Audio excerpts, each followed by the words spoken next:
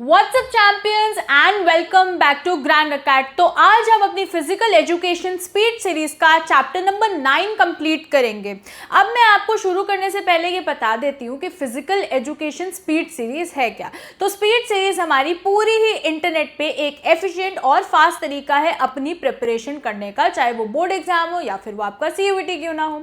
अब ये जो स्पीड सीरीज है ये फिजिकल एजुकेशन के लिए नहीं, बाकी सारे सब्जेक्ट्स के लिए भी आ रही है। तो अभी के अभी make sure to subscribe to Grand Academy. और इसी के साथ मैं आपको ये भी बता देती हूँ कि हमारा फिजिकल एजुकेशन चैंपियन कोर्स भी हमने लॉन्च कर दिया है, जिसकी लिंक आपको पिन कमेंट और डिस्क्रिप्शन में मिल जाएगी। अब हम अपना शुरू करते हैं चैप्टर नंबर 9। तो देखो बच्चों, चैप्टर नंबर 9 जो है वो हमारा साइकोलॉजी एंड स्पोर्ट्स से जुड़ा हुआ है। अब इस चैप्टर में हम क्या क्या पढ़ने वाले हैं, पहले तो वी हैव टू अंडरस्टैंड कि पर्सनालिटी का क्या मतलब है। उससे पहले हम ये समझने की कोशिश करते हैं कि साइकोलॉजी और उसकी इंपॉर्टेंस स्पोर्ट्स में क्या है।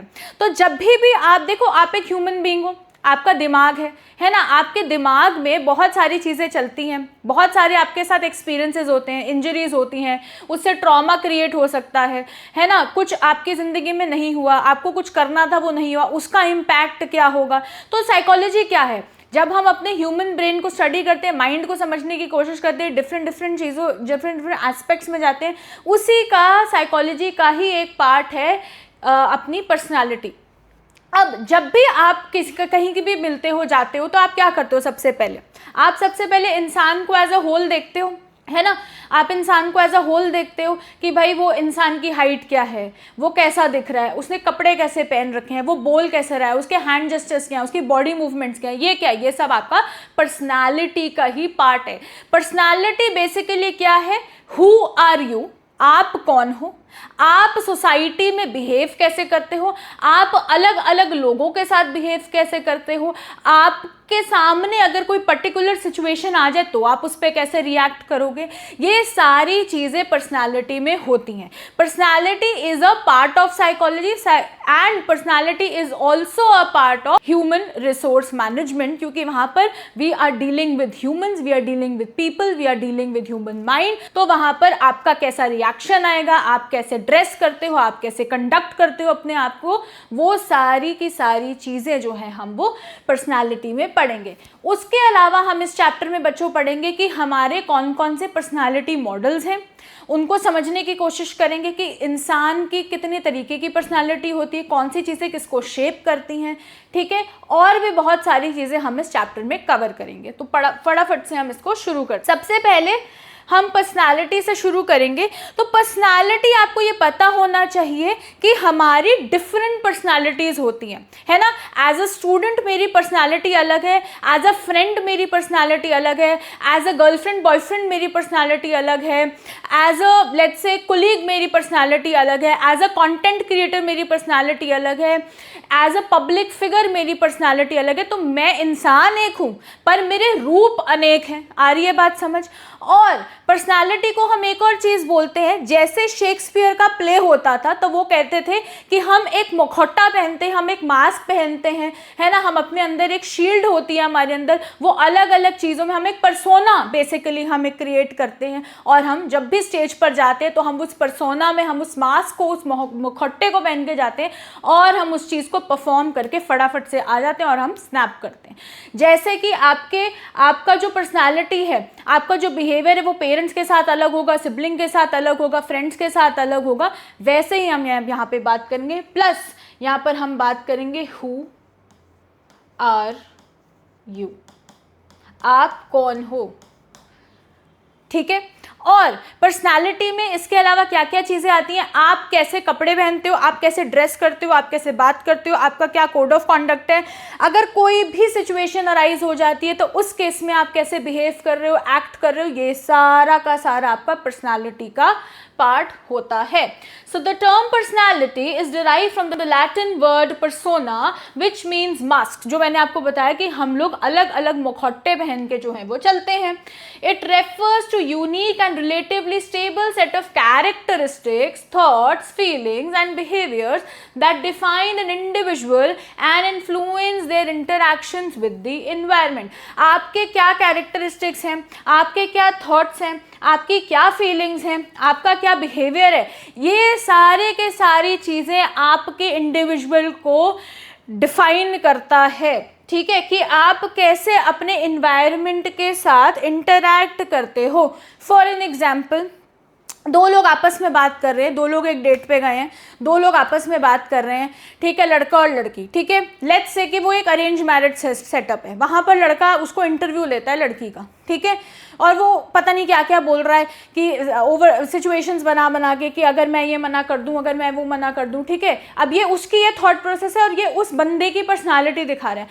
अब जो सामने लड़की बैठी है वो इन चीज़ों पे कैसे रिएक्ट करती है, वो इस चीज़ को कैसे संभालती है और वो इस चीज़ को कैसे बताती है, ये सारी की सारी चीज़ें आपकी पर्सनालिटी में आ जाती है। अब हम पढ़ेंगे डायमेंशंस ऑफ पर्सनालिटी की पर्सनालिटी में अलग अलग डायमेंशंस क्या है। डायमेंशंस का क्या मतलब है, वो चीज़ें जिसको मिलाकर आपकी पर्सनालिटी बनती है। जैसे कि भाई आपका सोशल एनवायरनमेंट, आपके वैल्यूज़, है ना, आपका ये वाला एनवायरनमेंट, आप कपड़े क्या पहन, अच्छा आपका नज़रिया क्या है किसी चीज़ को देखने का। लेट्स से पब्लिक में कुछ हुआ, ठीक है, एग्जाम्पल लेते हैं, पब्लिक में कुछ हुआ और भीड़ इकट्ठा हो गई। अब उसमें आपका क्या परसेप्शन है, आपका क्या पॉइंट ऑफ व्यू, आप उस चीज़ को कैसे देखते हो, ये सारी की सारी चीज़ें इसमें आ जाती हैं। जैसे जब भी अगर आप फ्यूचर में ह्यूमन रिसोर्स मैनेजमेंट पढ़ोगे तो उसमें जो पर्सनालिटी में, जब आप पर्सनालिटी वाले सेक्शन में आओगे तो वहाँ पर एक बड़ा मशहूर एग्जाम्पल है कि जब भी आप किसी पेड़ को देखते हो, जब भी आप किसी पेड़ को देखते हो तो आप पूरे पेड़ को देखते हो, है ना। जब भी आप किसी को पहली बार देख रहे हो तब आप एज अ होल देखते हो, राइट, आप उसको एज अ होल देखते हो। पर जब आप उसके पास जाते हो, धीरे धीरे बातचीत करते हो, तो आप धीरे धीरे देखते हो उसके छोटे छोटे पार्ट्स, है ना, उसके स्मॉल पार्ट्स, कि जैसे भाई ट्री की ब्रांचेस हैं, ट्री में लीव्स हैं, ट्री में फल लगा हुआ नहीं हुआ, वैसे ही हम लोगों को देखते हैं। So personality is a complex integrated whole made up of several interconnected dimension. Interconnected dimensions का क्या मतलब है, जो आपस में जुड़े हुए हैं, सारों को मिलाकर, सारों की इंटरकनेक्टेडनेस से ही आपकी चीजें जो है वो, आपकी पर्सनालिटी जो है वो निखर के आएगी। सबसे पहला होता है हमारा फिजिकल डायमेंशन। फिजिकल डायमेंशन का क्या मतलब है, जैसे मैंने आपको पेड़ का एग्जाम्पल दिया था, जब भी मैं किसी को देख रही हूँ, मिल रही हूँ, तो मैं उसको पहले हुलिये से देखती हूँ, वो कैसा दिखने में है, उसने क्या कपड़े पहने हुए हैं, उसकी बॉडी लैंग्वेज क्या है, उसकी हेल्थ क्या है, वो फिटनेस में है या नहीं है, ये सारी चीज़ें हमारी इसमें आ जाती है। हमारी फिजिकल अपीयरेंस, हमारी हेल्थ, हमारी बॉडी स्ट्रक्चर कैसा है, it is the first thing we notice and that can influence others first impression. First impression जो होता है वो आपका इसी से आता है कि बंदा दिखने में कैसा है। जैसे आप किसी का भी कंटेंट देखते हो तो नेचुरली आप बोल दोगे कि ये क्या, कैसा है, कैसा नहीं है ना। फिर धीरे धीरे आप उस बंदे का कंटेंट देखोगे, चीज़ें देखोगे, तो आपको पता चलेगा अच्छा ये बंदा ये है। अगर आप अपनी, जैसे स्कूल में हो, आप अपने फ्रेंड को देखते हो, सबसे पहले आप कभी उससे मिले नहीं, फर्स्ट टाइम लेट्स से वो आपके सेक्शन में आया, आपने उसको देखा, आपने कहा अच्छा ओके, फिर उसके बाद आप धीरे धीरे उससे बातचीत करते हो। तो सबसे पहले हम फिजिकल अपीयरेंस लोगों की नोट करते हैं कि लोग देखने में कैसे हैं, लोग कपड़े क्या पहनते हैं, लोगों की हेल्थ कैसी है। फिर आता है हमारी मेंटल डायमेंशन। मेंटल डायमेंशन का क्या मतलब है कि एक इंसान की थिंकिंग कैपेसिटी क्या है, उसका थॉट प्रोसेस कैसा है, वो सोचता कैसे है, ये सारी चीज़ें, उसकी इंटेलिजेंस, उसकी थिंकिंग एबिलिटी, उसको मेंटल हेल्थ समझ में आती है नहीं आती है, ये सारी चीज़ें। So this dimension relates to a person's intelligence, उसकी thinking abilities and mental health. The development of mental skills like reasoning and judgement is crucial for a complete personality. तो जो हम LR में पढ़ते हैं ना, लॉजिकल रीजनिंग में, कि भाई अगर आपको किसी ने कुछ बोला तो उसका मतलब ये थोड़ी है कि वो सही है, आपको क्वेश्चन भी तो करना चाहिए ना कि ये क्यों हो रहा है, किस लिए हो रहा है, क्या हिस्ट्री है उसकी, क्या ज्योग्राफी है उसकी। जब आप क्वेश्चन ही नहीं पूछोगे तो आप तो भेड़ बकरियों की तरह ही चलते रहोगे ना। तो it is very important to ask questions in life, ठीक है। तो सबसे ज़्यादा इंपॉर्टेंट क्या है, हमारी रीजनिंग और हमारी जजमेंट, तभी आपकी कंप्लीट पर्सनालिटी मिलेगी। ऐसा इंसान जो सोचता ही ना हो, जो भेड़ बकरियों की तरह बस सीधा सीधा चले या घोड़े की तरह सीधा सीधा ही चले, उसका कुछ नहीं होगा। हमेशा क्वेश्चन करो, हमेशा रीजन करो। Logical reasoning is a very good subject जो आपको आना चाहिए। उससे आपको रीजनिंग, आपकी थिंकिंग, आपकी क्रिटिकल थिंकिंग, आपकी रीजनिंग, आपकी एनालिटिकल स्किल्स, फैलेसीज पकड़ना इज वेरी वेरी इंपॉर्टेंट। अब आती है हमारी सोशल डायमेंशन। सोशल डायमेंशन हमारी सोसाइटी, हमारे कल्चर, हमारी वैल्यूज, है ना, लोग आपस में कैसे इंटरैक्ट करते हैं, ये सारी चीजें सोशल डायमेंशन में आ जाती हैं। So this dimension reflects how well a person interacts and socialises with others. Since humans are social beings, the ability to adapt to social norms and customs is a key part of personality development from birth. तो जब भी बच्चा पैदा होता है, जब भी एक बच्चे का जन्म होता है, तो सबसे पहले वो नॉन वर्बल कम्युनिकेशन करता है रो के। तो इसी से आपको समझ जाना चाहिए कि ह्यूमंस क्या हैं, सोशल बीइंग्स हैं, सोशल एनिमल्स हैं। बिना इंटरैक्शन के, बिना लोगों से बात करे, बिना एक सोशल कनेक्शन के चल नहीं पाएगा। फिर आती है हमारी emotional dimension. Emotional dimension is very very important. लोगों को अपने इमोशन मैनेज करना, आजकल तो QI से इंपॉर्टेंट है EI, इमोशनल इंटेलिजेंस, कि आपको कितने अच्छे से दूसरे की मेंटल हेल्थ समझ में आती है, आप लोगों से कैसे बात कर रहे हो, आपको पता होना चाहिए किसी को क्या ट्रिगर कर रहा है, आपको पता होना चाहिए कि कब कोई ना कह रहा है, आपको पता होना चाहिए कि इस बात को करने से सामने वाला बंदा ट्रिगर हो रहा है, उसका चाइल्डहुड ट्रॉमा आ रहा है, या ऐसी कोई चीज़ उसके लाइफ में हुई थी जिससे वो बहुत डर जाता है, तो वहीं पे you should know when to stop. तो मेंटल हेल्थ आपकी या emotional dimension is very very important. एक इंसान की इमोशनल स्टेबिलिटी होनी चाहिए and the ability to manage feelings. और अगर किसी भी सिचुएशन में आपको गुस्सा आ रहा है, आपको रोना आ रहा है, तो आपको पता होना चाहिए कि आप किस एनवायरनमेंट में हो और अभी आपको उसको कंट्रोल करना आना चाहिए। सो you should manage your feelings like your anger, your fear, डर, खुशी। Emotional maturity is an essential aspect of balanced personality and sadly emotional intelligence अभी लोगों में नहीं है। अब हम बात करेंगे टाइप्स ऑफ पर्सनालिटी कि कितनी तरीके की बेटा पर्सनालिटी होती है। तो यूजुअली हमारे पास पहले जो थी, पहले A और B टाइप होता था, type A personality, type B personality. धीरे धीरे चीज़ें एवोल्यूशन हुआ कॉन्सेप्ट का, तो टाइप C ऐड हो गया, फिर लेटर एक टाइप D भी ऐड हो गया। ठीक है, तो यहाँ पर हम 4 टाइप्स पढ़ेंगे। एक हम पढ़ेंगे टाइप A, फिर हम पढ़ेंगे टाइप B, फिर हम पढ़ेंगे टाइप C, और फिर हम पढ़ेंगे बेटा टाइप D। ठीक है, अब टाइप A कौन से लोग हैं? टाइप A लोग हैं मेरे जैसे, जो बड़े ही हार्ड वर्किंग हैं, कॉम्पिटिटिव हैं, उन्हें टास्क को टाइम से पहले ख़त्म करने में मज़ा आता है, उन्हें स्ट्रेस लेने में मज़ा आता है, सारा दिन स्ट्रेस में रहते हैं, मुझे ये काम ख़त्म करना है, मुझे अभी करना है, मुझे अभी करना है। तो ये होती है टाइप A पर्सनालिटी। ठीक है, अब टाइप A पर्सनालिटी जैसी पर्सनालिटी होती है, वो इतना स्ट्रेस लेती है, इतना इमोशंस में रहती है, इतना मतलब उन्हें ये होता है बस काम करना है तो करना ही है, अभी करना है, डेडलाइन से पहले करना है। इस चक्कर में जो टाइप A पर्सनालिटी वाले लोग होते हैं उनको बड़ी गंदी डिजीजेस होने के चांसेस होते हैं, जैसे हाइपरटेंशन, आपकी कार्डियोवैस्कुलर हेल्थ खराब होती है। तो ये सारी चीज़ें आप इसमें पढ़ने वाले हो। उसके बाद आता है बेटा टाइप बी।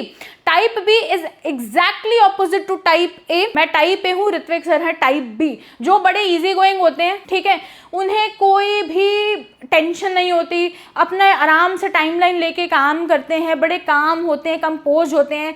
टाइप बी वाले लोग बड़े अच्छे एंटरप्रेन्योर्स बनते हैं, बड़े अच्छे टॉप मैनेजमेंट वाले लोग बनते हैं।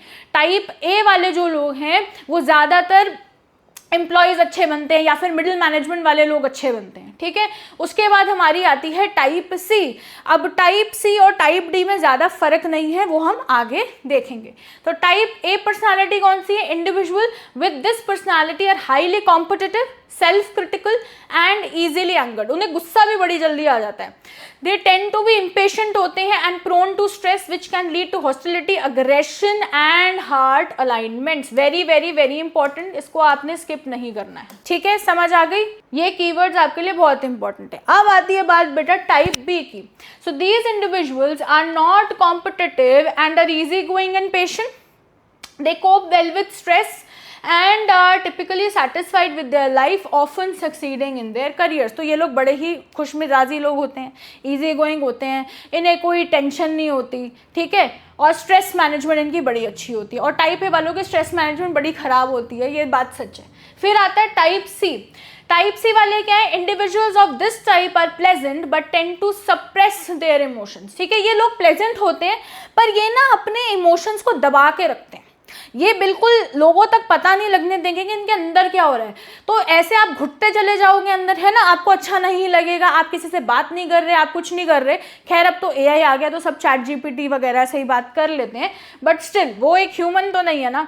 Leading to feeling to helplessness and hopelessness, इसलिए आपके अंदर हेल्पलेसनेस और होपलेसनेस की फीलिंग आती है कि मेरा तो कोई है ही नहीं, मैं तो कुछ कर ही नहीं सकता या कर सकती। This suppression can make them prone to critical illness. और इस इमोशन को, क्योंकि देखो जब आप अपने इमोशंस को, एंगर को, सैडनेस को सप्रेस कर रहे हो तो आपके माइंड के साथ आपकी बॉडी भी रिएक्ट करती है। आपको पता है, आपकी बॉडी बता देती है, आपकी बॉडी ये चीज़ आपको इंडिकेट कर देती है कि आप जिस इंसान के साथ मिल रहे हो, बात कर रहे हो, उठ रहे हो, बैठ रहे हो, वो आपके लिए ठीक भी है या नहीं, आपको उसके साथ सेफ्टी सिक्योरिटी फील होती है या नहीं होती। ये सारी चीज़ें हमारी बॉडी हमें इंडिकेट कर देती है। फिर आता है हमारा type D. So individuals with this personality suffer from high levels of distress and frequently suppress their feeling due to fear of rejection और disapproval। अब ऐसे जो टाइप ऑफ पर्सनालिटी है वो इतनी ज़्यादा डरी हुई होती है रिजेक्शन से कि मुझे रिजेक्ट ना कर दे, मैं रिजेक्ट ना हो जाऊं, उस चीज़ के डर से ये लोग कुछ भी चीज़ अपने किसी से भी डिस्कस नहीं करते।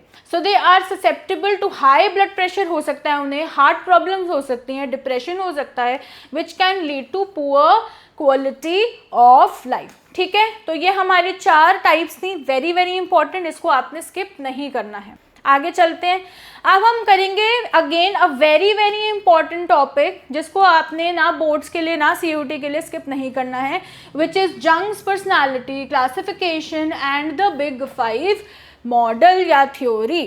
ठीक है, अब जो हमारी बिग 5 मॉडल है, ट्रेट मॉडल है, ये हमें 5 ट्रेट्स बताता है कि एक व्यक्ति कि 5 ट्रेट्स हैं और उस 5 ट्रेट में वो किस डिग्री में लाया कर रहा है और उसके कैरेक्टरिस्टिक्स क्या हैं। Big 5 model describes the dimensions, other theories classify people into broader types. ठीक है, the most well known by Swiss, that is Karl जंग की थ्योरी।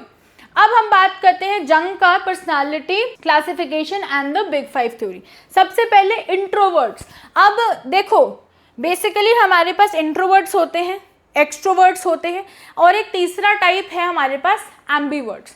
अब ये जो हमारा इंट्रोवर्ट वाला बच्चा है, अब ये इंट्रोवर्ट वो बच्चे हैं या वो इंसान है, वो व्यक्ति हैं जिनको अपने अंदर से खुशी मिलती है, जिनको ज़्यादा बातें करके किसी के साथ एंगेज करके खुशी नहीं मिलती है।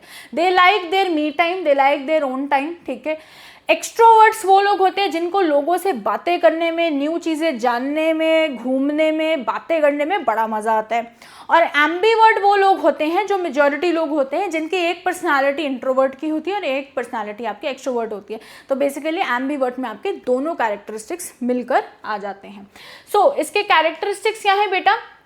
These individuals are more focused on their inner world of thoughts and ideas. They're often contemplative, reserved होते हैं, self centered होते हैं, उनके लिए मैं ही हूँ, me time।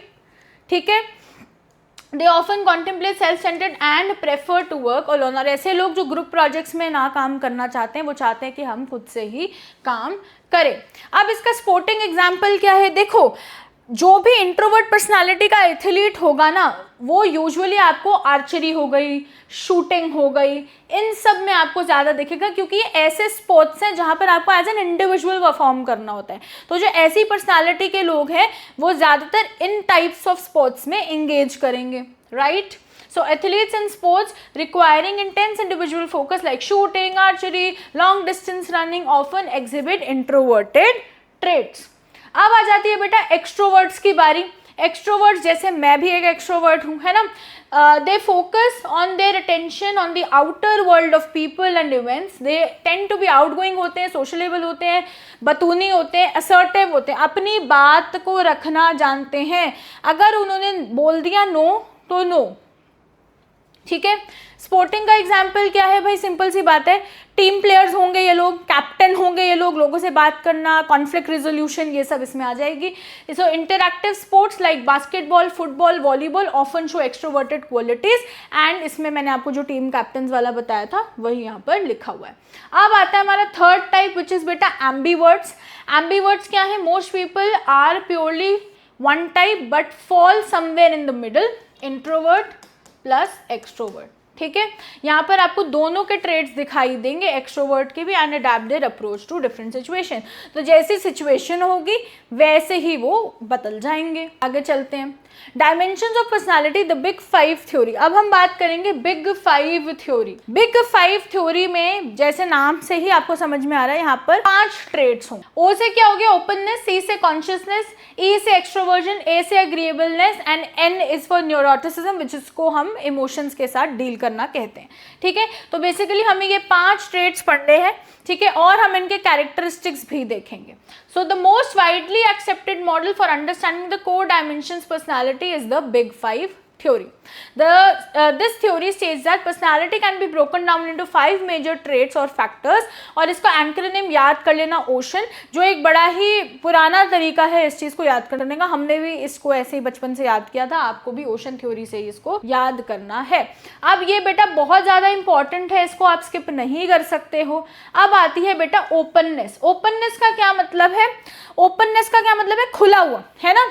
तो आप जब ओपन हो, इसका मतलब है आपके अंदर क्यूरियोसिटी है जानने की, आपके अंदर एक जागरूकता है कि मैं भाई देखूं क्या हो रहा है, कैसे हो रहा है। तो ओपननेस क्या है, being curious, creative and open to new ideas and experiences, right. अब स्पोर्टिंग कैरेक्टरिस्टिक क्या होगा, ऐसा एथलीट जो न्यू वेज ऑफ ट्रेनिंग करना चाहता है, जानना चाहता है, ट्राई करना चाहता है, तो वो स्पोर्ट्स एथलीट का ये हो गया कैरेक्टरिस्टिक। अब आती है आपकी कॉन्शियसनेस। इसमें क्या होगा कि भाई आपको पंक्चुअल रहना, सिस्टमैटिक रहना, टाइम पर आना, टाइम पर काम करना जो है वो पसंद है। So being organised, systematic, punctual, discipline and dependable, right. और एथलीट, ऐसा एथलीट जो बहुत ही ज़्यादा डिसिप्लिन हो, डिपेंडेबल हो, जिसपे मेरे को बार बार डंडा लेने की ज़रूरत नहीं है कि तुम्हें करना है, तुम्हें करना है, right. So an athlete who is highly disciplined never Mrs practice and follows the coach plan. ठीक है, कभी भी एक भी दिन ऑफ ट्रेनिंग मिस नहीं करता, अपने कोच की सारी बातें सुनता है। एक्सट्रोवर्जन, एक्सट्रोवर्जन कौन है, आउटगोइंग, टॉकेटिव, सोशलेबल, एंजॉय करता है वो सोशल सिचुएशंस, इवेंट्स वगैरह। ठीक है, जैसे हमने टीम कैप्टन का एग्जाम्पल दिया था। आगे चलते हैं, अग्रीएबलनेस। अब अग्रीएबलनेस देखो वो है जो कि बड़ी आसानी से हाँ जी, हाँ जी, ओके कर दे। ठीक है, जिसको लड़ना वड़ना नहीं पसंद, यार क्यों लड़ना है, अगर उसने बोला है मैं ओके हाँ कर देता हूँ ना। ठीक है, so being affable, tolerant, sensitive, trusting and kind. An athlete who is a good team player. ठीक है, टीम प्लेयर होता है, ये बड़ा अच्छा टीम प्लेयर होता है जो बड़ा कोऑपरेटिव होता है, सपोर्टिव होता है ऑफ देयर टीम में। जैसे मैंने आपको बोला ना, हाँ जी, ओके, मैं कर लूँगा, ये वाला कैरेक्टरिस्टिक्स। फिर आता है न्यूरोटिज्म। ये बेटा हमारा इमोशन से जुड़ा हुआ है, इमोशंस। ठीक है, कि लोगों को इमोशंस नहीं समझ आते, लोगों को नहीं समझ में आता कि रिएक्ट कैसे करना है, लोगों को नहीं समझ में आता अपने इमोशन को मैनेज करना। So anxious, irritable, temperamental and moody. ठीक है, सो एन एथलीट जो स्ट्रगल करता है प्री कॉम्पिटिशन एंजाइटी से, may get easily frustrated after a mistake. तो ऐसा एथलीट जो अपनी इवेंट, अपनी स्पोर्ट खेलने से पहले बड़ा एंशियस होता है, डरता है बड़ा, और अगर बाई चांस वो जब परफॉर्म करके आता है और उससे कोई गड़बड़ हो जाती है तो बड़ा ही एंशियस हो जाता है कि यार ये मैंने क्या कर दिया। ठीक है, तो ये थे हमारे बिग 5 थ्योरी, ओशन मॉडल। मैं आपको एक बार फिर से रिवाइज करवा देती हूँ। ओपननेस, कि मैं क्यूरियस हूँ, मैं खुला हूँ, मैं न्यू ट्रेनिंग मॉडल्स करने के लिए तैयार हूँ। कॉन्शियसनेस, मेरे को भाई टाइम पे आना, टाइम पे काम करना बड़ा पसंद है, तो जो कोच ने प्लान दिया मैं वही फॉलो करूँगा। एक्सट्रोवर्जन, मेरे को सोशली मिलना जुलना बड़ा पसंद होता है, एग्जाम्पल टीम कैप्टन। उसके बाद अग्रीएबलनेस, सबको हाँ कर देना, एडजस्ट कर देना, कोऑपरेट कर देना। तो ये सारे हम टीम प्लेयर के बारे में बात करते हैं। और फिर न्यूरोटिज्म, जिसको हम इमोशन से जुड़ा हुआ कहते हैं, ऐसे लोग जो इमोशनली इनस्टेबल होते हैं, इंस्टेबिलिटी। ठीक है, ठीक है, जिनको बड़ी जल्दी गुस्सा आ जाता है, बड़ी जल्दी इरिटेट हो जाते हैं, वो सारे इसमें आते हैं। अब आती है हमारी next topic which is motivation. अब जो भी बच्चा बिजनेस स्टडीज़ पढ़ता है उसने मोटिवेशन पढ़ा होगा, ठीक है। अब मोटिवेशन है क्या? तो बच्चों मोटिवेशन एक ऐसी चीज़ है जो आप देख नहीं सकते, आप देख नहीं सकते। एक ये आपकी इनर फीलिंग है। क्या है? ये आपकी इनर फीलिंग है, इनर फीलिंग है, अंदर से आती है। अब ये आती कैसे है? बड़ा पुराना एग्जाम्पल है, मेरे को भूख लगी, बड़ा पुराना एग्जाम्पल है, मेरे को भूख लगी तो टेंशन हुई ना बॉडी में क्रिएट, बॉडी को पता चला भूख लग रही है। अब बॉडी क्या करेगी? खाना ढूंढेगी, खाना सर्च करेगी, ठीक है। तो अब आप कहीं पे भी हो तो आप खाना सर्च कर रहे हो, आपने को जो मिला आपने वो खा लिया। जब आपने वो खाया तो आपकी वो सप्रेस हो गई, आप सेटिस्फाई हो गए, आपकी मोटिवेशन जो है वो वहीं पर रुक गई। बट मोटिवेशन ऐसी चीज़ है जो चलती रहती है ना। तो क्या इसका मतलब है कि मोटिवेशन आपके अंदर की फीलिंग है जो अंदर से आती है, ये आपको पता होना चाहिए, ठीक है। ये दिख नहीं सकती है और ये चलती रहती है। मोटिवेशन ऐसा नहीं कभी ख़त्म हो सकती है।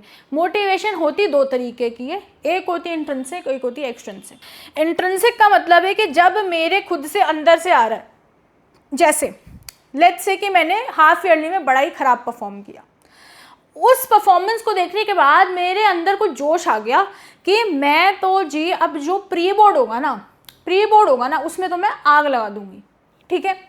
एक तो ये इंट्रिंसिक हो गया जो अंदर से खुद से आया, एक होता है एक्सट्रिंसिक। अब इंट्रिंसिक एक्सट्रिंसिक का क्या मतलब हो गया कि मुझे कुछ बाहर से मिल रहा है, मुझे ना ये जो मोटिवेशन मिल रही है बाहर से मिल रही है। जैसे मेरे भाई लेट्स से आपके पापा मम्मी ने बोला अगर बेटा बोर्ड एग्जाम में तू 95 ले आई, अगर तू 95 ले आई तो मैं तेरे को सैमसंग S25 दूंगा, अल्ट्रा दूंगा, ठीक है, या मैं तेरे को एप्पल आईफोन दूंगा लेट। ये क्या होगा? ये एक्सट्रिंसिक मोटिवेशन, कि आपको बाहर से कुछ मिल रहा है कुछ करने के लिए, ठीक है। So motivation is the process that energises, directs our actions. It is the why behind what we do. Why, देखो आप मोटिवेशन, मैंने आपको बताया ना कि कोई गोल है, कोई भी चीज़ बिना गोल के तो आप कर ही नहीं सकते। अगर गोल ही नहीं है तो किसके लिए मोटिवेट होगे? सिंपल सी बात है ना। जैसे अगर कोई इंस्टाग्राम क्रिएटर है तो वो पहला उसका गोल होगा 500 फॉलोअर कर लूँ, फिर उसका गोल होगा 1000 फॉलोअर करूँ, फिर होगा 2000 करूँ, फिर 5000 करूँ, फिर 10,000 करूँ, फिर 50 करूँ, फिर 100K करूँ, है ना।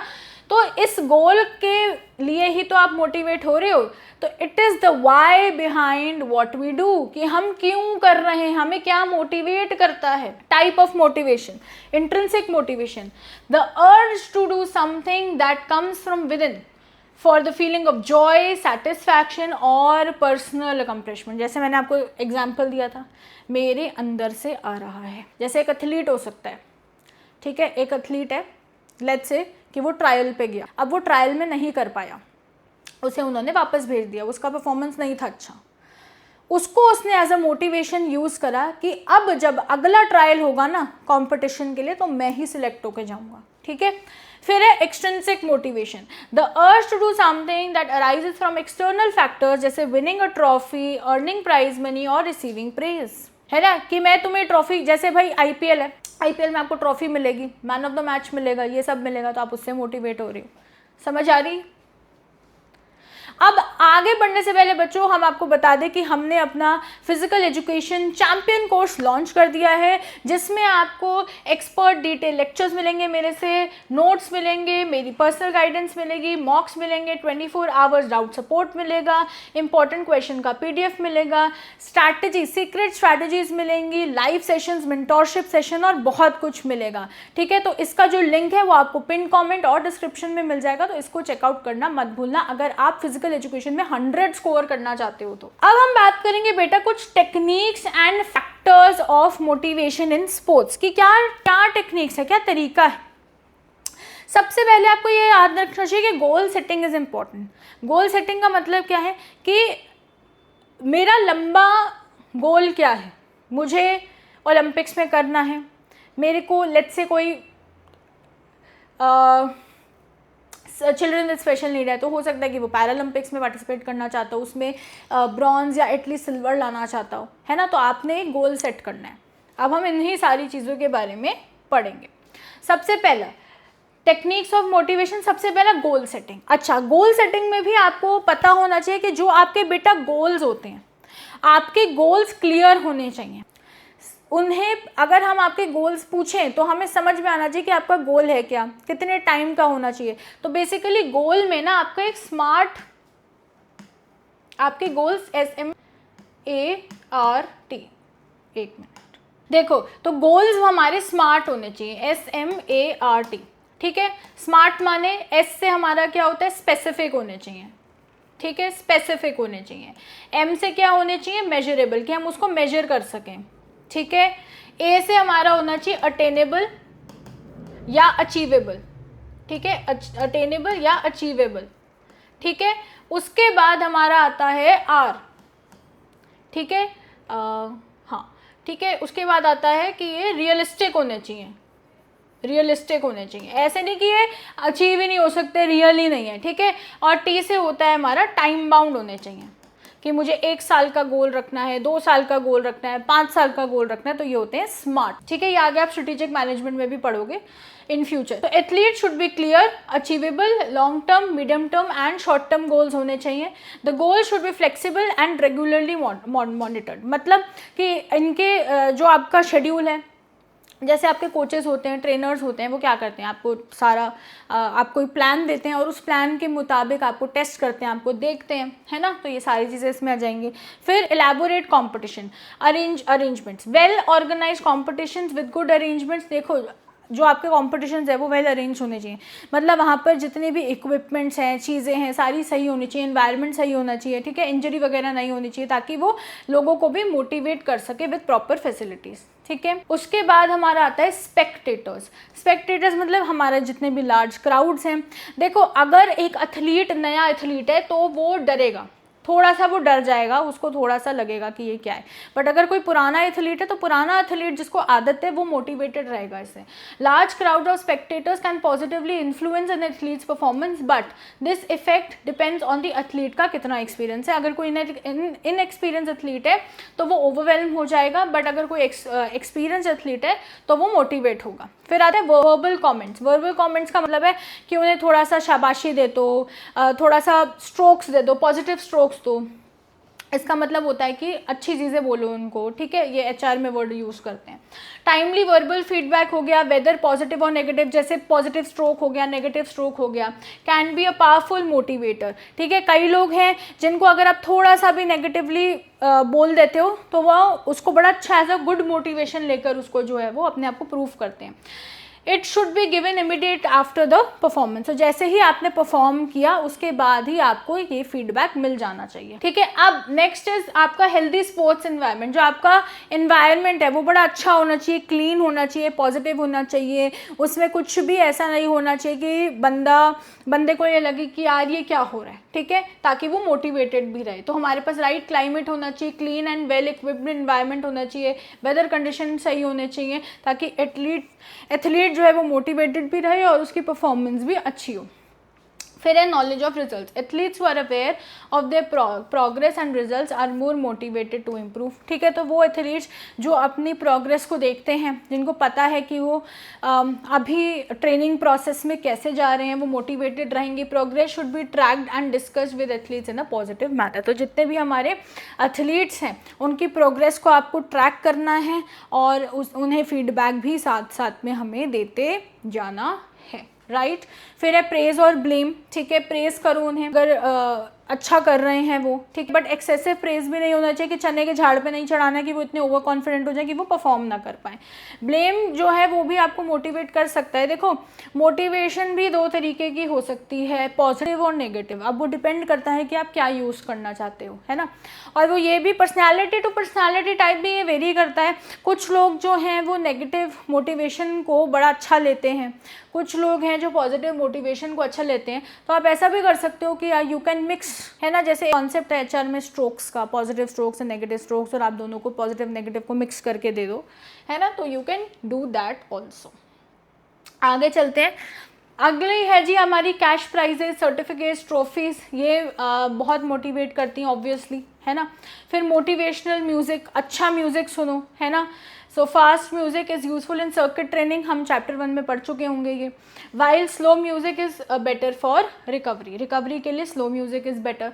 पॉजिटिव एटीट्यूड, जो कोचेज़ हैं उन्हें अपने एथलीट्स को इनकरेज करना है, उनके अंदर पॉजिटिव एटीट्यूड डालना है। ऐसा नहीं होना चाहिए कि उनका एटीट्यूड ही बड़ा ख़राब है, ठीक है। So positive mindset, reminding athletes that they are capable of great things. Positive self talk, ये तो आपको भी करनी चाहिए, ठीक है। सुबह उठो, अपने आप से बोलो कि आप कर सकते हो, you are capable, you are enough, you are loved, you are worthy, आप बहुत अच्छा कर सकते हो ज़िंदगी में। So this is a technique where athletes use positive affirmation to enhance their motivation. जैसे मोहम्मद अली रिपीटेडली अपने आप को बोलते थे, I am the greatest. Exercise adherence हमारा नेक्स्ट टॉपिक। एक्सरसाइज एडहेरेंस क्या है? एडहेरेंस का मतलब है कि मेरे में कितनी एबिलिटी है, मेरे में कितनी बेटा क्षमता है एक रूटीन में रहने की। कि मतलब अगर मैंने बोला है कि मैं 6 डेज़ ट्रेनिंग करूँगी तो मैं 6 डेज़ ट्रेनिंग करूँगी। अगर मेरा ट्रेनिंग प्रोग्राम ये है तो मेरा ट्रेनिंग प्रोग्राम यही है। ये नहीं होना चाहिए कि मैंने ये बोल रखा है और मेरा एक सर्टेन ट्रेनिंग प्रोग्राम है, ठीक है, ट्रेनिंग प्रोग्राम है और मैं वो नहीं कर रही। 6 की जगह मैं 2 दिन जा रही हूँ, तो उसका कोई फ़ायदा है? जैसे बहुत लोग करते हैं, जिम मेंबरशिप लेते हैं और पूरे साल जाते नहीं, या साल में 1 महीना चले गए, मुश्किल से 2 महीना चले गए, तो नहीं। अडेरेंस का मतलब क्या है कि अगर आपने एक रूटीन सेट कर लिया, अगर आपने अपने आप को एक प्रॉमिस दे दिया, तो आप उस पर कितना खरे उतरोगे, ठीक है। So adherence is the ability to stick to an exercise regime over a long period of time. It involves consistency, participating in physical activities despite the urge to quit. बहुत दिन ऐसे आते हैं जब लगता है कि यार बस हो गया। अगर आपने इंस्टाग्राम पे बहुत सारे क्रिएटर्स हैं, इन्फ्लुएंसर्स हैं, जैसे Mukti Gautam is one of them, then you have Mishika, ठीक है, देन यू हैव कॉर्पोरेट मजदूर। तो इन सब के जब आप कंटेंट देखते हो तो उसमें क्या होता है, काफ़ी दिन उनको भी ऐसा लगता है यार नहीं हो पाएगा, बट वो फिर भी करते हैं। तो उसी का मतलब है हमारा अडहेरेंस, ठीक है। उसके बाद आता है इन्हांस्ड फिजिकल अपीयरेंस। ऑब्वियसली अगर आप अपने ऊपर, अपनी बॉडी के ऊपर काम कर रहे हो तो वो आपको आपकी बॉडी पे भी दिखेगा। आपका फैट परसेंटेज कम होगा, आपकी मसल मास बढ़ेगा, आपका मसल में स्ट्रेंथ बढ़ेगी, है ना, आपकी फ्लेक्सिबिलिटी अच्छी हो जाएगी। So it improves one overall looks and health. फिर है हमारा, हमने बहुत बार पढ़ा है कि एक्सरसाइज करने से और प्रॉपर अपना एक रिजीम फॉलो करने से आपकी फिजिकल हेल्थ के साथ साथ आपकी मेंटल, आपकी इमोशनल हेल्थ भी बेटर होती है। क्यों? क्योंकि जब भी आप कोई भी फिजिकल एक्टिविटी करते हो तो क्या होता है, आपकी बॉडी हैप्पी हार्मोन्स रिलीज करती है, आपको अच्छा लगता है, आपका ब्लड सर्कुलेशन बढ़ता है। So exercise boost mood by releasing endomorphins which helps alleviate depression, anxiety and stress. आगे चलते, फीलिंग मोर एनर्जाइज। जब भी आप, पता है पहले क्या होता है कि जब कभी कभी ना ऐसे होता है कि हमारा मन नहीं है, बट जैसे ही हम जिम जाते हैं ना, जैसे हम जिम जाते हैं, 5-10 मिनट लोगों से मिलते हैं, बात करते हैं, फिर हम अपना वर्कआउट शुरू करते हैं, तो बड़ा अच्छा लगता है ना। और जब हम वहाँ से निकलते हैं तो हमें बड़ा एनर्जाइज फील होता है कि हाँ हमारे में एनर्जी है, हम और भी काम कर सकते हैं। So regular physical activity increases oxygen flow and provides a burst of energy, जो हम ऑलरेडी कार्डियोवैस्कुलर हेल्थ में बात कर चुके हैं। Decrease risk of diseases. Obviously अगर आप वर्कआउट कर रहे हो, आप हेल्दी मील खा रहे हो, आप एक संपूर्ण खाना खा रहे हो, जैसे हमने चैप्टर 5 न्यूट्रिशन में पढ़ा था, तो फिर आपका इम्यून सिस्टम भी बेटर होगा, वो काफ़ी सारे इन्फेक्शन से भी लड़ेगा और आपको कोई भी लॉन्ग टर्म डिजीजेस नहीं होंगे। So it prevents various illnesses.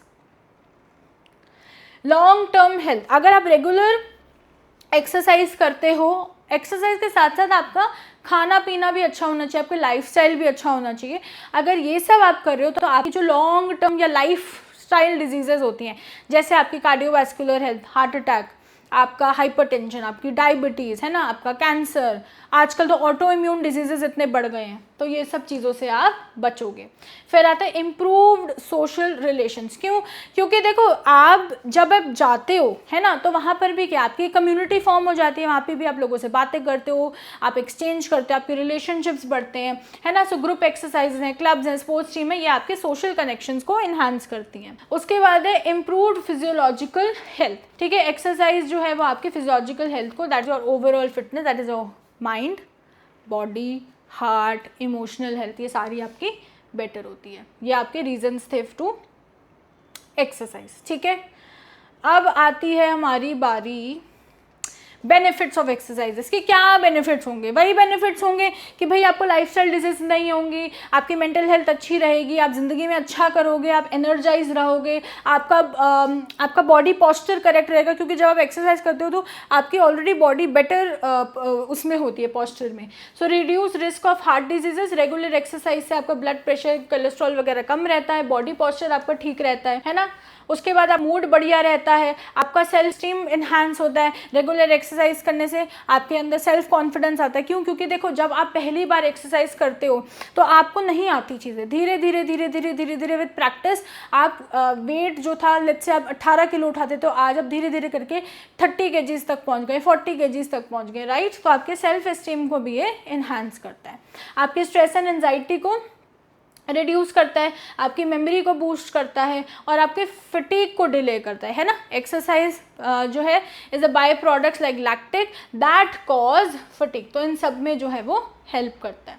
उसके बाद बेनिफिट है हमारी फ्लेक्सिबिलिटी, जो मैंने आपको पहले ही बोला था, है ना, हम फ्लेक्सिबल हो जाते हैं, हमारी मसल स्ट्रेंथ, हमारी जो फ्लेक्सिबिलिटी है, हमारा पॉस्चर है, ये सारा इससे ठीक हो जाता है। सो रेगुलर एक्सरसाइज हमारी मसल को स्ट्रेंथ करता है, हमारे जॉइंट्स को ठीक करता है, इंप्रूव करता है flexibility and range of motion.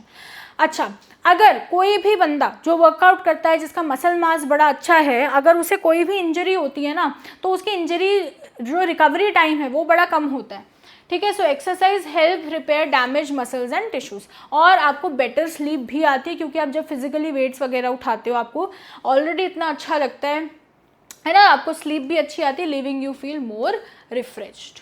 उसके बाद है बेटा हमारा स्ट्रैटेजीज फॉर एनहांसिंग एडहेरेंस। अगर मुझे अपने एक्सरसाइजिंग एडहेरेंस को स्ट्रेंथन करना है, बेटर करना है, तो हम क्या करेंगे? ऑब्वियसली हमने पहले भी ये डिस्कस किया था कि हमें पहले सिंपल एक्सरसाइजेस से शुरू करना है, धीरे धीरे मॉडरेट पे जाना है, फिर आप धीरे धीरे उसको डिफ़िकल्टी लेवल पे लेके जा सकते हो। So beginner should start with simple exercises to avoid feeling overwhelmed. और अगर आपको कोई इंजरी है, अगर आपको कोई इशू है, जैसे हो सकता है किसी को आर्थराइटिस हो, किसी को डिस्क बल्ज हो, किसी को स्लिप डिस्क हो, है ना, तो ऐसी चीज़ों में, या डायबिटीज़ हो, तो ऐसी चीज़ों में आपको अपने कोच या ट्रेनर को बताना है, क्योंकि काफ़ी सारी एक्सरसाइज और मशीन्स आपको मना कर दी जाएंगी।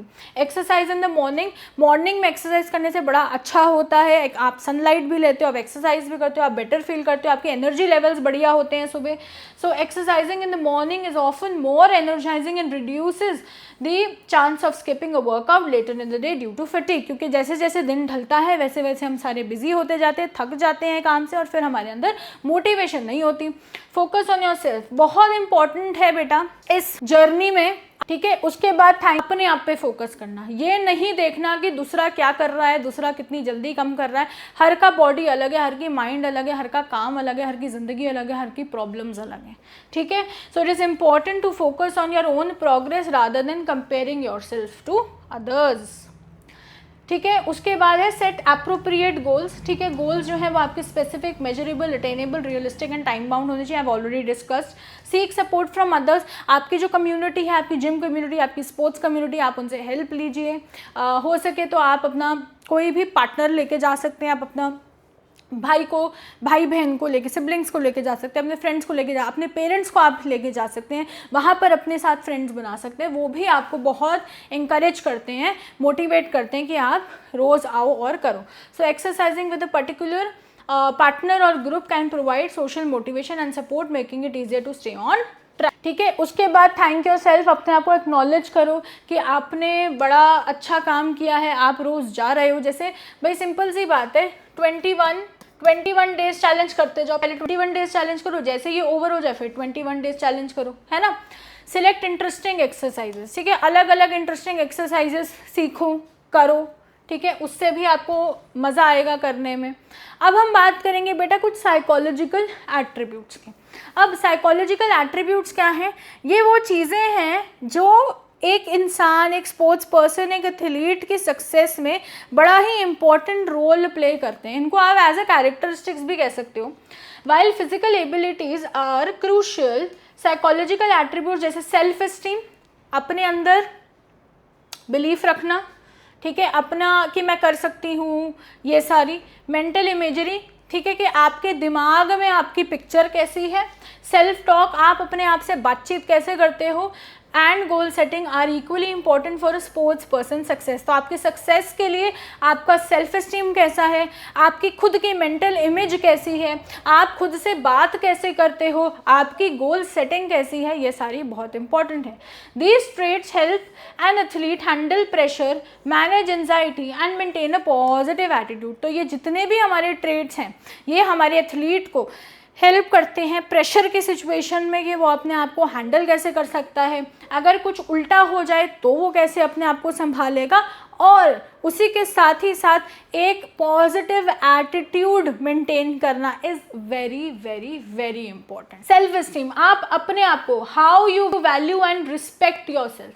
ऐसी कहावत सुनी है ना कि you have to leave a situation और अ पर्सन और अ ह्यूमन बीइंग और an organization where you are not valued, है ना। तो वही बात है कि अगर आपको अपनी वैल्यू नहीं पता होगी, अगर आपको अपनी ही वैल्यू नहीं पता होगी, आपको अपनी ही सेल्फ रिस्पेक्ट नहीं होगी, तो दूसरा क्या करेगा, दूसरा तो करेगा ही नहीं। So you should know when to say no, क्योंकि आपकी सेल्फ रिस्पेक्ट, आपकी वैल्यू बहुत इंपॉर्टेंट है। High self esteem leads to more courage and confidence. अगर आपके अंदर सेल्फ एस्टीम है, आप अपनी वैल्यू जानते हो, तो आप में कॉन्फिडेंस भी बहुत अच्छा होगा, आप परफॉर्म भी बहुत अच्छा करोगे। फिर आती है मेंटल इमेजरी। मेंटल इमेजरी का मतलब है कि मैंने अपने दिमाग में बेटा एक ऐसी छवि, एक ऐसी इमेज बना ली है ना, विविड इमेज, ठीक है। वो हो सकता है किसी स्पेसिफिक एक्शन की वजह से हो, किसी स्पेसिफिक एक्सपीरियंस की वजह से हो, किसी भी वजह से हो सकता है। एथलीट्स उसको यूज कर सकते हैं to improve performance, prepare for competition and manage anxiety, क्योंकि पहले वो आपके साथ हो चुका है, उसकी छाप आपके दिमाग में। जैसे सिंपल सी बात है, लोग यूजीसी नेट देने जाते हैं, लोग सीयूईटी देने जाते हैं, अब वहाँ पर आपके साथ कुछ हुआ, वहाँ की आपकी एक मेंटल इमेज बन गई, अब आप वहाँ से आते हो और आप सोचते हो यार इसमें तो नहीं हो पाएगा, अगले साल फिर देना पड़ेगा। तो आप उन एक्सपीरियंसेस का यूज़ करते हो ना, ताकि आप वो गलतियाँ अगले एग्जामिनेशन में ना दोहराओ। सेल्फ टॉक, आप अपने आप से क्या पॉजिटिव बातचीत करते हो, नेगेटिव बातचीत करते हो। आप रोज़ सुबह उठ के अपने आप को बोलते हो आई एम द ग्रेटेस्ट, आप रोज़ अपने आप को उठ के बोलते हो I can do this, I can achieve this, I am confident, है ना। तो ये वाली बात, the way you talk to your self is your mind. आप जैसे अपने आप से बात करते हो वैसे ही आपका दिमाग जो है वो आपको परसीव करता है। पॉजिटिव सेल्फ टॉक, जैसे मैं कर सकती हूँ, is a powerful tool to build confidence and motivation. तो जब बच्चे कहते हैं ना कि मैम क्या 2-3 महीने में हम इतना स्कोर कर सकते हैं, हम 90 स्कोर कर सकते हैं, तो बिल्कुल कर सकते हो, क्यों नहीं कर सकते, ठीक है। अब हमारी आती है गोल सेटिंग, ये हम ऑलरेडी पढ़ चुके हैं, इसको मैं रिपीट नहीं कर रही।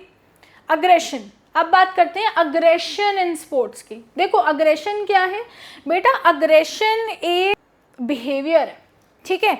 अब अग्रेशन जो है वो आप वर्बली भी दिखा सकते हो किसी को, फिजिकली भी दिखा सकते हो। अच्छा, और इसके साथ ही साथ ना ये इंटेंशनल भी हो सकती है और अनइंटेंशनल भी हो सकती है, कि किसी को इंटेंशनली हर्ट करना, किसी को अनइंटेंशनली मैंने बोल दिया, ठीक है, तो ये भी मैटर करता है। तो अग्रेशन क्या है, एक बिहेवियर है इंटेंडेड टू कॉज फिजिकल और psychological harm to one self और अदर्स, या तो खुद को, ठीक है। जैसे अगर मेरे को, जैसे मैं अपनी बात कर रही हूँ, अगर मुझे गुस्सा आता है और कुछ ऐसा हुआ है जिससे मुझे बहुत ही ज़्यादा गुस्सा आ गया है, उस केस में मैं क्या करती हूँ कि मैंने दीवार पे अपना हाथ मार दिया, टेबल पे अपना हाथ, तो ये हो गया सेल्फ हार्म करना, ठीक है। एक तरीका ये हो गया। दूसरा तरीका हो सकता है कि कोई गुस्से में है और वो आपको बोली जा रहा है, वो आपको मेंटली हार्म कर रहा है। आ रही है समझ? So in sports aggression is typically categorised into 3 types. अब स्पोर्ट्स में अग्रेशन 3 तरीके की होती है और इसको मैनेज करना बहुत ज़रूरी है, इसको मैनेज करना बहुत ज़्यादा ज़रूरी है। जैसे पहला होता है हॉस्टाइल अग्रेशन, ये होता है रिएक्टिव एंड इमोशनल बिहेवियर, कि कुछ हुआ एकदम से मैंने अपनी इमोशंस में एकदम से मैंने रिएक्ट कर दिया, ठीक है, with the primary goal of inflicting harm और इंजरी टू माय ओपोनेंट, कि जो मेरा ओपोनेंट है उसको मैं इंजरी पहुंचा दूंगी, हो गया अब तो उसका, ये होता है हमारा हॉस्टाइल, ठीक है। उसके बाद हमारा आता है इंस्ट्रूमेंटल अग्रेशन। ये जो है, ये एंगर जो है, it is not driven, it is used as a tool to achieve non aggressive goal, ठीक है। अब वो नॉन अग्रेसिव गोल हो सकता है जो, मतलब बेसिकली इसका क्या मतलब है कि जो मेरा गुस्सा है, जो मेरा एंगर है, उसको मैंने किसी पे नहीं निकाला, उसको मैंने इकट्ठा करा और मैंने अपने गोल पे लगा दिया कि मुझे इंडिया को जिताना है तो मैं जिताऊंगी। वो वाली बात है। अगर मुझे बोर्ड में 100 लाने फिजिकल एजुकेशन में तो मैं लाऊंगी, तो जितना भी गुस्सा है वो मैं इसकी प्रिपरेशन में लगा रही हूँ। विनिंग अ गेम और gaining an advantage over an opponent, ठीक है। उसके बाद आता है बेटा assertive behaviour. So this is not a form of aggression, it is forceful but controlled and legitimate, ठीक है। ये क्या है, ये फॉर्म ऑफ अग्रेशन नहीं है, ये फोर्सफुल है, इसको हम कंट्रोल कर सकते हैं, लेजिटिमेट है। Behaviour that has no intent to harm, मैंने आपको बोला था ना कुछ ऐसा हो सकता है जिसका मेरा इंटेंशन नहीं होगा हार्म करने का, ठीक है। हॉकी प्लेयर ने वो करने के लिए थोड़ा सा झटका दे दिया, मार दिया, फुटबॉल में हो जाता है ऐसे, ठीक है। ऑफ द पक is assertive behaviour not aggression, तो ये असर्टिव बिहेवियर है कि मैंने हल्का सा कोनी मार दिया, हल्का सा पैर मार दिया, तो ये हमारे 3 तरीके के अग्रेशन थे इन स्पोर्ट्स। अब आएगी बेटा नेक्स्ट टॉपिक है हमारा, वो है हमारा टीचिंग मेथड्स इन स्पोर्ट्स, ठीक है। पहला, coaching strategies in sports are design to achieve planned result, ठीक है। कोचिंग स्ट्रैटेजीज बनाई जाती हैं, ठीक है, ताकि हम रिजल्ट्स को अचीव कर सकें, है ना। एथलीट्स को ट्रेनिंग प्रोग्राम दिया जाता है, उनका रोज़ जो है आपकी प्रोग्रेस देखी जाती है। Good communication and maintaining positive athlete relationship, ठीक है। जो कोच और एथलीट है उनका रिलेशनशिप बड़ा अच्छा होना चाहिए, ऐसा नहीं होना चाहिए कि दोनों में लड़ाई झगड़े हो रहे हैं, और कम्युनिकेशन क्लियर एंड पॉजिटिव होनी चाहिए। फिर है एक्सप्लोरेटरी लर्निंग। एक्सप्लोरेटरी लर्निंग का क्या मतलब है, एक्सप्लोर करना, खुद से करना, खुद से सीखने की कोशिश करना, समझ आ रही है।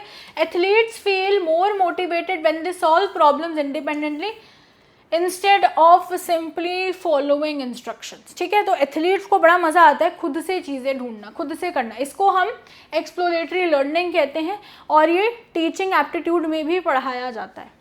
फिर आता है कंस्ट्रक्टिव फीडबैक, कि आपने कंस्ट्रक्टिव फीडबैक का मतलब होता है कि आपको रियल फीडबैक मिलना, अच्छा है, अगर कोई चीज़ बुरी भी है, ख़राब भी, जिसको आप इम्प्रूव कर सकते हो तो वो भी आपको बताना। So continuous feedback and strong support encourage athletes to push themselves harder. अब इंजॉयबल ट्रेनिंग, ठीक है।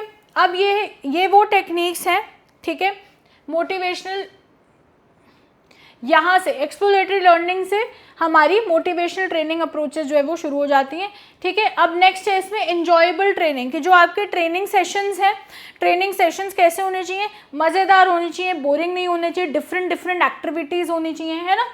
तो यही यहाँ पर लिखा हुआ है, keeping athletes energize and creative. फिर है पर्सनलाइज प्रोग्राम, क्योंकि देखो हर जो एथलीट है, हर जो स्पोर्ट्स पर्सन है, हर की स्ट्रेंथ वीकनेसेस अलग होंगी। अगर आप अकेडमीज़ भी देखोगे तो अकेडमीज़ में भी जो कोचेज़ है, क्या उन्होंने एक कोच रखा हुआ है हर चीज़ के लिए, नहीं, हर चीज़ के लिए अलग है। स्ट्रेंथ एंड कंडीशनिंग कोच अलग होगा, फ्लेक्सिबिलिटी के लिए कोच अलग होगा, दूसरी चीज़ के लिए कोच अलग होगा, समझ आ रही है। So every athlete is unique, ठीक है, क्योंकि हर इंसान अलग है, हर इंसान यूनिक है, हर इंसान की एबिलिटीज़ अलग अलग हैं, तो इसलिए उन्हें बर्नआउट से रोकना है और उन्हें मोटिवेटेड रखना है। उसके बाद आता है हमारा कम्युनिटी स्पोर्ट्स, ठीक है। Social networks and opinions of other strongly affect participation in sports and exercise. हाँ, ये हमने पहले भी डिस्कस किया था कि सोसाइटी क्या सोचती है, उनका क्या सोच है, तो ये उससे अफेक्ट होता है। Supportive and encourage environment help people to stay committed to physical activity. अगर हमारी इन्वायरमेंट बड़ी सपोर्टिव है, इनकरेजिंग है, तो सब जो है मोटिवेटेड रहेंगे, है ना, करने के लिए।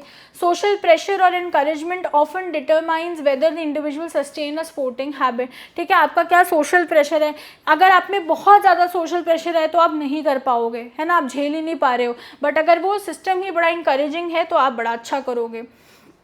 अब बात आती है कि हम एथलीट्स को या स्पोर्ट्स पर्सन्स को एंगेज कैसे रख सकते हैं या फिर उन्हें मोटिवेटेड कैसे रख सकते हैं। तो ऑब्वियसली वो तो रिवॉर्ड से हो सकता है। अब वो रिवॉर्ड पैसा हो सकता है, वो रिवॉर्ड मेडल्स हो सकते हैं, बड़े अच्छे लेवल के मेडल्स हो सकते हैं, है ना। तो सबसे पहला है हमारे incentives. Awards and recognition can motivate athletes to remain consistent in their efforts. Simple सी बात है। देखो, अगर आप एक एम्प्लॉई हो, एग्जाम्पल ले लेते हैं, एम्प्लॉयज़ को भी इंसेंटिव्स मिलते हैं, बोनसेस मिलते हैं, वो मॉनेटरी भी हो सकता है, नॉन मॉनेटरी भी हो सकता है। मतलब मॉनेटरी मतलब पैसा, नॉन मॉनेटरी मतलब कुछ इन काइंड दे दिया, कोई ट्रिप दे दी, कुछ दे दिया, ठीक है। फिर value of rewards, external rewards जैसे हमारे मेडल्स हैं वो इंस्पायर करते हैं, but true effect depends on how much the athletes values them, कि एथलीट उन मेडल्स को कितना वैल्यू करता है उस पर भी ये डिपेंड करता है, ठीक है। फिर है रिकग्निशन, कि आपको क्या रिकग्निशन मिल रही है, आपको रेगुलरली आप आइडेंटिफाई हो रहे हो या नहीं हो रहे हो। So regular appraisal and acknowledgement of performance boost motivation. फिर है क्वालिटी सपोर्ट, आपका सपोर्ट बड़ा अच्छा होना चाहिए, ठीक है। अब आता है कि साइकोलॉजिकल स्किल्स इन स्पोर्ट्स की हमें क्या क्या की ज़रूरत है। High self esteem, resilient athlete होने चाहिए, ठीक है। अगर कोई भी सेटबैक आया तो मैं उससे कोप कैसे करूँगी, ठीक है। मुझे फेलियर से नहीं घबराना है। मेंटल इमेजरी, ठीक है। विजुअलाइजेशन हम ऑलरेडी इसकी बात कर चुके हैं। Stress management is very very important, ठीक है, कि आप कैसे अपने स्ट्रेस को मैनेज करते हो, आप कैसे रिक्रिएशनल एक्टिविटीज़ कर सकते हो, कैसे आप अपने एक्सरसाइजेस का यूज़ कर सकते हो, ठीक है। फिर हमारे पास आता है PETTLEP मॉडल, जिसका मतलब है physical, environment, task, timing, learning, emotion, perspective for effective imagery practice. कि हमारा फिजिकल अच्छा होना चाहिए, हमारी इन्वायरमेंट अच्छी होनी चाहिए, हमारा टास्क हम बढ़िया तरीके से करें, टाइम पर हो, लर्निंग हमारी अच्छी होनी चाहिए, इमोशनल स्टेबिलिटी, हमारा पर्सपेक्टिव क्या है, तो ये सारा मेंटल इमेजरी में आ जाएगा। उसके बाद हमारा पॉजिटिव सेल्फ टॉक, जिसकी हम ऑलरेडी बात कर चुके हैं। Control thought, boost confidence, improve focus, है ना।